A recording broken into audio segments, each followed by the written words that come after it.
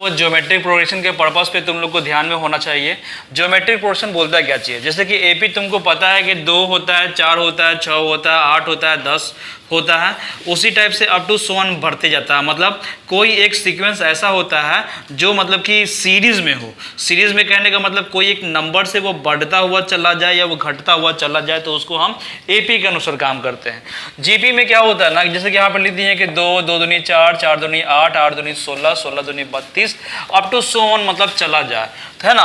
तो ये जो चला जाएगा ना, तो इसको हम मतलब जीपी में कहेंगे। तो मतलब क्या कि ये 2 का मल्टीपल से ये बढ़ता हुआ जा रहा है, या 2 के मल्टीपल से डिवाइड होता हुआ भी जाए तो वो भी एक तरह के जीपी में बोल सकते हैं। मतलब इसको जब भी निकालोगे, जैसे कि इसका फर्स्ट टर्म है तो फर्स्ट टर्म ए हो जाएगा, तो दूसरा टर्म निकालोगे तो क्या होगा, तो सेकेंड में तुम्हारा निकलेगा तो क्या हो जाएगा, a r to the power हो जाएगा कितना, क्या हो जाएगा बोलो, ए आर हो जाएगा।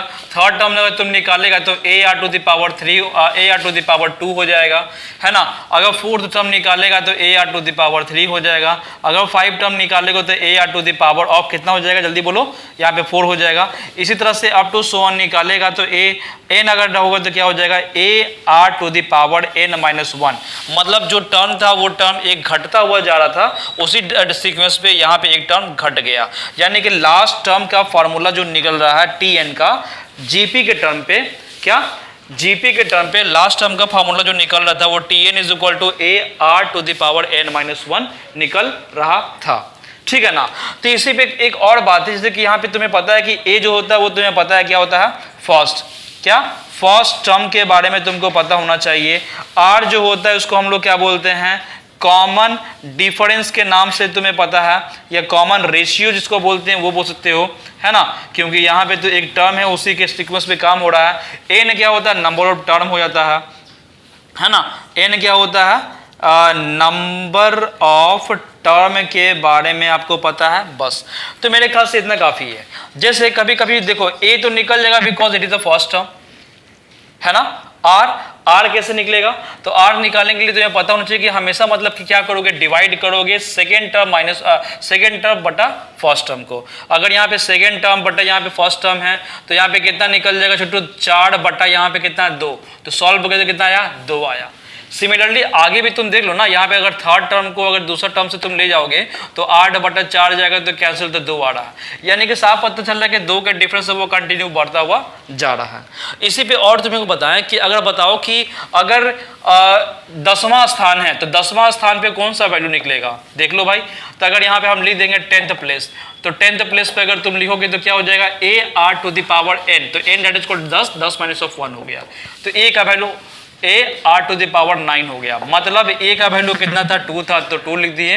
फिर यहाँ पे आर का वैल्यू कितना हो जाएगा छोटू, तो पता ही है 2 है, तो 2 टू द पावर ऑफ 9 हो जाएगा। मतलब बेस सेम पावर डिफे मल्टीप्लाई तो ऐड, तो 2 टू द पावर कितना हो जाएगा, 10। मतलब इसका होता है कितना, पता ही है, 2 दूनी 4 दूनी 8 दूनी 16 दूनी 32, है ना, और दूनी 64 दूनी 128 दूनी 256 दूनी, है ना, 512, 512 दूनी 10 24 हो जाएगा। मतलब इतना आंसर इसका निकलेगा, ठीक है ना। तो ये तुम्हारा आपका जीपी का एक सीक्वेंस था जिसके अनुसार थोड़ा सा कॉन्सेप्ट बताया, उसी पे हम कुछ क्वेश्चन पे जाएंगे, ठीक है। चलो, तो इतना काफी है, आगे बढ़े नहीं, तो आगे हम थोड़ा सा भी अभी काम कर लेते हैं। जैसे और भी क्वेश्चन है, जैसे कि यहाँ पे क्वेश्चन छोटू, जैसे क्वेश्चन नंबर 1 है, तो 1 में क्या बताया गया आपको कि 2 है, फिर 6 है, फिर उसके बाद क्या दिया हुआ, 18 दिया हुआ है, और फिर यहाँ पे 54 दिया हुआ है। ये डॉट डॉट डॉट इस तरह से जा रहा है। तो बोलता है कि इस पे 6th टर्म बताओ और nth टर्म बताओ। तो 6th टर्म निकालने के लिए तुमको बोलता है और साथ में nth टर्म निकालने के लिए बोलता है। तो देख छोटू, यहाँ पे 6 टर्म निकालोगे ना, तो 6 टर्म बराबर क्या हो जाएगा, तो a प्लस 5 सॉरी यहाँ पे क्या हो जाएगा, a r to the power n-1 that is called 6 minus of 1 होगा। सॉल्व करना, a r to the power of 5। a का वैल्यू कितना था छोटू, a का वैल्यू साफ पता चल रहा है कि तुम्हारे पास 2 है, r है। r को निकालने के लिए दोनों को डिवाइड करोगे, यानी कि 6 डिवाइडेड बाय 2 हो जाएगा, तो कितना हो जाएगा, तो 3 हो गया। मतलब 3 पे पावर कितना हो गया, 5। सॉल्व कर लो, 2 को 2 छोड़ देना, बाकी 3 कितने बार है, 5 बार। तो 3 3 27 81, 81 मल्टीप्लाई 3 कितना हो जाएगा, 243। और 243 को 2 से मल्टीप्लाई तो 3 3 6 4 4 8 और 2 2 4, ये हो गया आपका आंसर, यानी कि 6th प्लेस पे तुम्हारा कितना निकला, 486 निकला। अगर यहाँ पे तुम देखो तो Tn है, तो Tn का क्या हो जाएगा, AR⁻n-1 हो गया छोटू। तो यानी कि a को तो क्या मानेंगे छोटू, तो a का वैल्यू था 2 को 2 छोड़ देंगे। r का वैल्यू कितना था, तो r का वैल्यू आपको कितना दिया हुआ छोटू बताओ, 3 था ना, तो 3 पे पावर क्या हो जाएगा, n-1, यानी कितना हो जाएगा 2 और into 3 to the power n-1, ये तुम्हारा आंसर हो गया। ठीक है, चलो समझ में आ गया, बोलो समझ में आया। चलो इसी पे सेकंड क्वेश्चन है। सेकंड क्वेश्चन क्या बोलता है, सेकंड क्वेश्चन में बोलता है यहाँ पे कि 2 है, फिर 2√2 है, फिर कॉमा के साइन दिया हुआ है, फिर दिया हुआ 4 दिया हुआ है, फिर दिया हुआ 8√2 दिया हुआ है, डॉट डॉट डॉट डॉट दिया हुआ है क्वेश्चन। इसमें आपको बोलता है कि 17वां टर्म और nth टर्म निकालो। तो 17वां टर्म आपको निकालना और साथ में nth टर्म आपको निकालना है किस पे, जीपी के फॉर्म पे। बता छोटो, अभी तुम लोग पढ़ा था कि T17 क्या हो जाएगा बोलो, 17-1, तो AR हो जाएगा तो 17-1 हो गया। A का वैल्यू तुमको तो पता ही है 2 है, 2 डाल दिया मैंने। R है तो R का वैल्यू निकालोगे, दोनों को डिवाइड कर देना, second term divided by first term, यानी कि 2√2 हो जाएगा, होल डिवाइडेड बाय 2 हो गया, 2 कैंसिल, √2 आ गया, तो √2 पे पावर कितना हो जाएगा, 16 हो जाएगा, है ना। 16 कहने का मतलब है कि ये तो 2 हो गया तेरे पास, है ना, और इसको तुम लिखेगा तो 2 टू द पावर 1/2 तो लिख सकता है, इतना पावर 16 है, मतलब 2 को 2 छोड़ देना, इसको लिखेगा तो क्या 2 है, और यहाँ पे 16 में 1/2 से मल्टीप्लाई तो कैंसिल, तो 8 हो जाएगा, यानी कितना हो जाएगा, 2 में हो जाएगा 2 टू द पावर ऑफ 8, तो पता है कि 2 टू द पावर 9 हो जाएगा ना टोटल, तो 2 टू द पावर 9 का मतलब 212 आंसर। समझ में आया, बाउंस किया, काफ़ी है। चलो तो पहले बना लो इतना।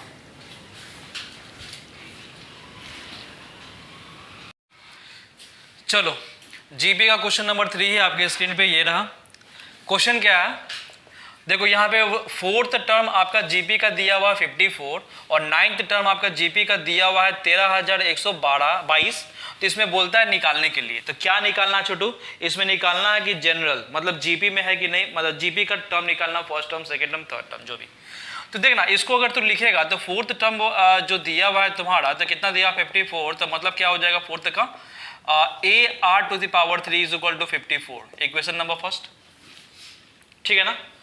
उसी टाइप से अगर तुम्हारा जो 9th टर्म आपको दिया हुआ था जो 13,122, मतलब लिखेगा तो AR⁻ हो जाएगा कितना 8, जो 13,122 दिया हुआ, ये सेकेंड इक्वेशन हो गया।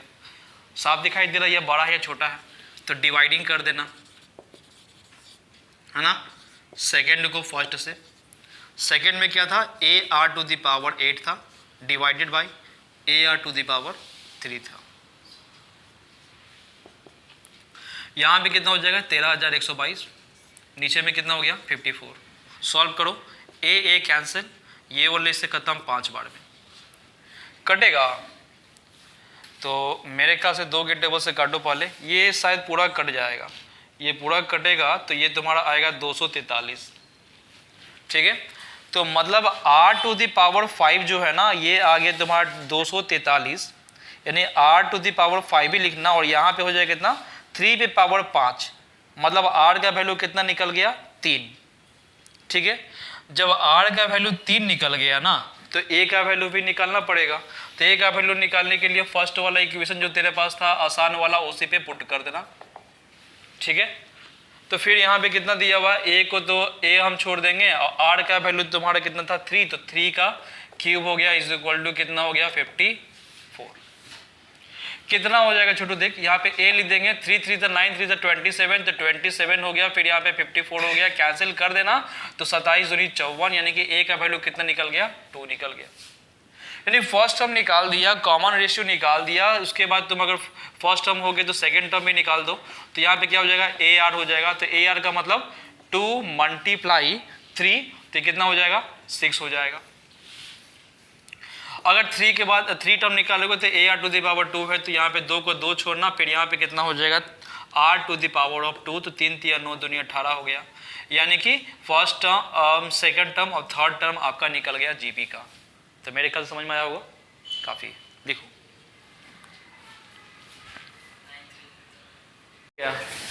बंद करो उसको। चलो तो नया क्वेश्चन है, यहाँ पे क्या दिया हुआ है 2 8 32 डॉट डॉट डॉट डॉट, यहाँ पे इतना नंबर तक गया हुआ है। तो यहाँ पे निकालना आपका n का वैल्यू कि मतलब कहाँ तक वो नंबर जाएगा। कैसे बनाओगे भाई? तो यहाँ पे देखो, सबसे पहली बार तुमको पता है कि tn का फॉर्मूला जीपी में, तो a r n-1 हो गया। लास्ट नंबर आपको दिया था कितना 13 10 72 दिया हुआ है। a का वैल्यू कितना दिया हुआ है 2 दिया हुआ है। r का वैल्यू निकालोगे तो 8/2 करेगा तो 4 दूनी 8, तो 4 हो गया, n-1 हो गया।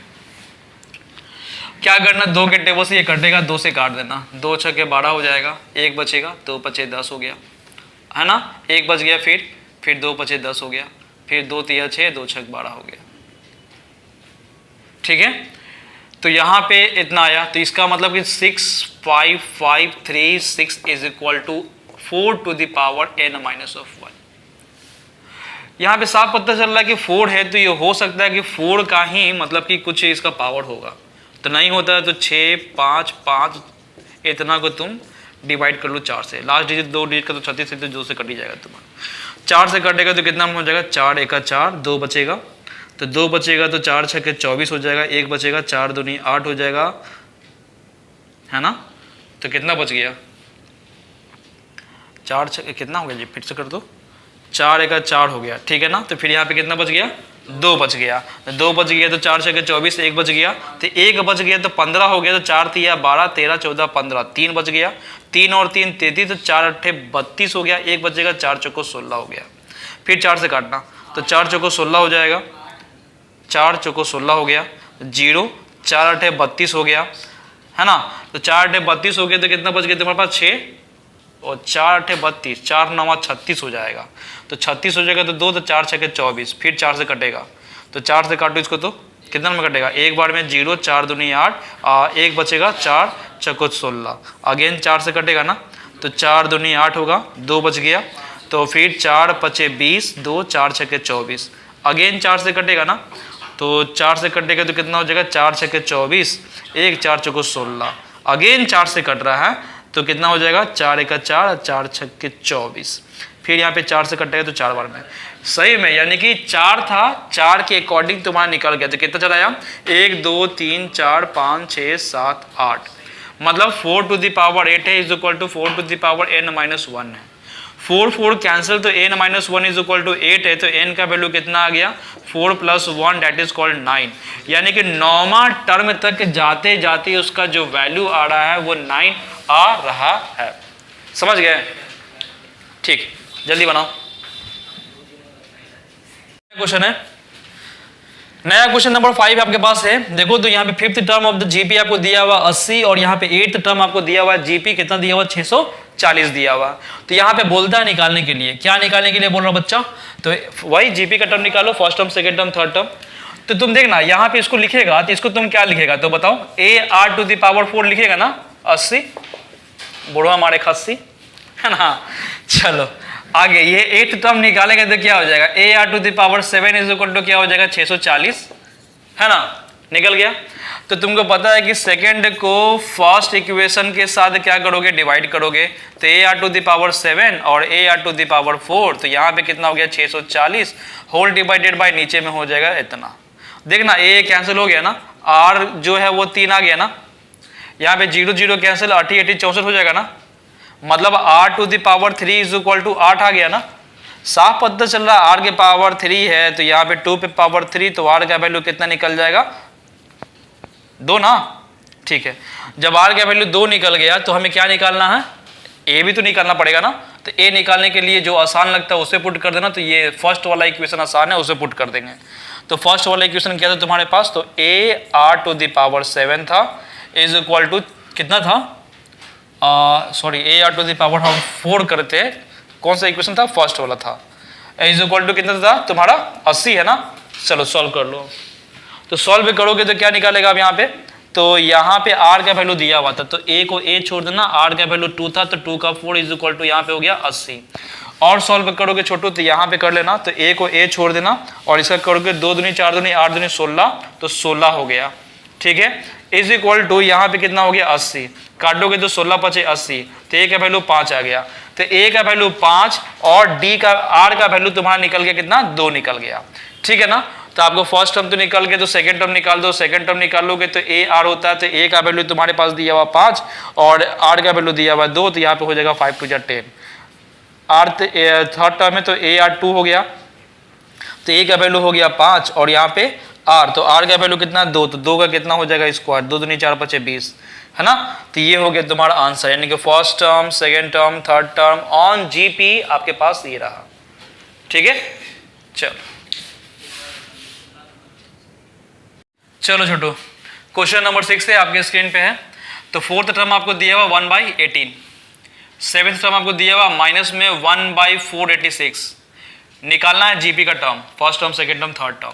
पता छोटू इसके अकॉर्डिंग तुम निकाले तो क्या निकालेगा बोलो, तो a r to the power 3 हो जाएगा ना फोर्थ टर्म, कितना दिया हुआ 1/18 दिया हुआ, इक्वेशन नंबर फर्स्ट। इसको अगर तुम निकालोगे तो क्या हो जाएगा a r to the power of 6, because seventh term का ये ना होगा a r to the power n - 1, n that is called 7, 7 - 1 6 is equal to क्या हो जाएगा 1/486 हो गया। ये हो गया सेकेंड इक्वेशन। साफ पता चल रहा है ये बड़ा है ये छोटा है, तो सेकेंड इक्वेशन को पहले लिख देना और फर्स्ट इक्वेशन को बाद में, दोनों को डिवाइड कर देना। तो a r to the power 6 है और a r to the power 3 है, तो a r to the power 6 कहने का मतलब -1 में है 486, यहाँ पे a r to the power 3 है तो कितना हो जाएगा छोटू 1/18, तो ए और ए कैंसिल हो गया, आर 3 है और यहाँ पे 3 खत्म हो जाएगा, तो 3 तो बच जाएगा ना, 6 है तो 3 खत्म तो 3 बच गया, तो यानी कि आर टू द पावर 3 पकड़ा गया।